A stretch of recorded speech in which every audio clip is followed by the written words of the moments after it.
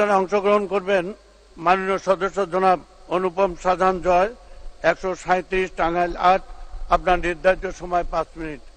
ধন্যবাদ মাননীয় সদস্য। মাননীয় স্পিকার, আপনাকে ধন্যবাদ আমাকে এই মহান জাতীয় সংসদে এই বাজেট বক্তৃতা দেওয়ার জন্য।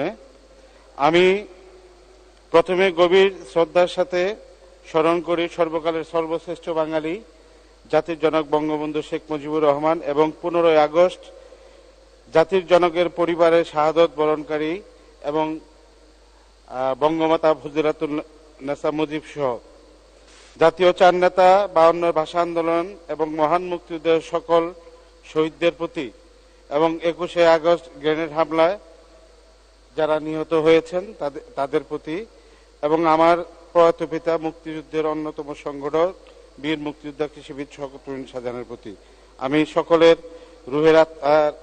রুহের মাগফিরাত কামনা করছি। জাতির জনক বঙ্গবন্ধু তনয়া বাংলাদেশ আওয়ামী লীগের সভানেত্রী জননেত্রী দেশরত্ন শেখ হাসিনা 5বারের প্রধানমন্ত্রী এবং টানা 4র্থবারের প্রধানমন্ত্রী শেখ হাসিনার প্রতি শ্রদ্ধা জানাই। আমার নির্বাচনী এলাকা বাসাইল সখীপুরের জনগণের প্রতি আমি শ্রদ্ধা জানাই। 2024-25 অর্থ বছরে যে বাজেট উত্থাপন করা হয়েছে 7,97,000 কোটি টাকা, সেই সাথে মাননীয় প্রধানমন্ত্রী এবং অর্থমন্ত্রীকে ধন্যবাদ জানাই। এবং আমি মূলত মাননীয় অর্থমন্ত্রী যে বাজেটটি মহান সংসদে পেশ করেছেন সেটি মূলত আওয়ামী লীগ সরকারের বাজেট এবং সরকার প্রধান শেখ হাসিনা বাজেট, ডিজিটাল বাংলাদেশের উন্নয়ন বাজেট। বঙ্গবন্ধু স্বপ্ন দেখেছিলেন সোনার বাংলা, তারই কন্যা 2008 সালে যখন ক্ষমতায় আসেন আমাদের দলের স্লোগান ছিল ডিজিটাল বাংলাদেশ। বঙ্গবন্ধুর সোনার বাংলা, শেখ হাসিনার ডিজিটাল বাংলা থেকে এখন হয়েছে স্মার্ট বাংলাদেশ।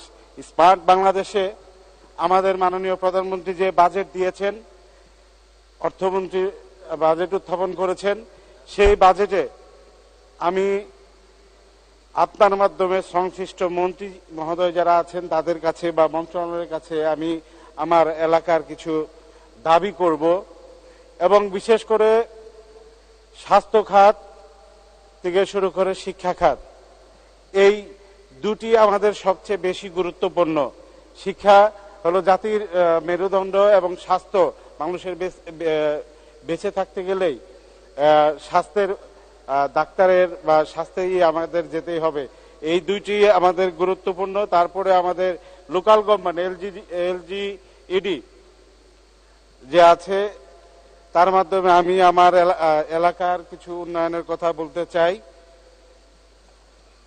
আমার এলাকায় কিছু রাস্তাঘাট দরকার, সেই রাস্তাঘাটের কথা আপনার মাধ্যমে সংসদে উত্থাপন করতে চাই। কীর্তনখোলা কালমেরগা সড়ক উন্নয়ন, গজরিয়া চৌরাস্তা সড়ক উন্নয়ন, কালিদাস মুছারিয়া পাথার সড়ক উন্নয়ন, বড়চনা কাহারতা ভায়া সারাশিয়া আন্দি সড়ক উন্নয়ন, বড়চনা মরিচা ভায়া মহানন্দপুর রাস্তা উন্নয়ন, বড়চনা খাইলারবাইত সড়ক উন্নয়ন, বড়চনা কোয়াদি সড়ক উন্নয়ন, কচুয়া মহানন্দপুর সড়ক উন্নয়ন, ঘেচুয়া হতিয়া সড়ক উন্নয়ন, মহানন্দপুর বাজার বহরাতলি হারেঙ্গাচালা সড়ক উন্নয়ন, কাজীপাড়া বাজার সলঙ্গা বাজার রাস্তা উন্নয়ন, বেরবাড়ি বাজার বহরাতলি ভায়া নাকশালা বেতুয়া সড়ক উন্নয়ন, কালিদাস কচুয়া কালিদাস সড়ক উন্নয়ন সহ আমার এলাকায় আমার পূর্ববর্তী বক্তা বলে গেলেন টাঙ্গাইল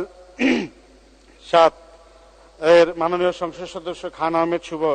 আমার নির্বাচনী এলাকা টাঙ্গাইল 8 সখীপুর উপজেলায় 14টি মৌজা জনগণের নামে হাল জরিপে রেকর্ডকৃত জমি জনগণের দখলে থাকা ভূমির নামজারি খাজনা আদায় করার ব্যবস্থা গ্রহণের দাবি করছি। আমাদের মাননীয় স্পিকার, আপনার কাছে 2 মিনিট সময় যাচ্ছি।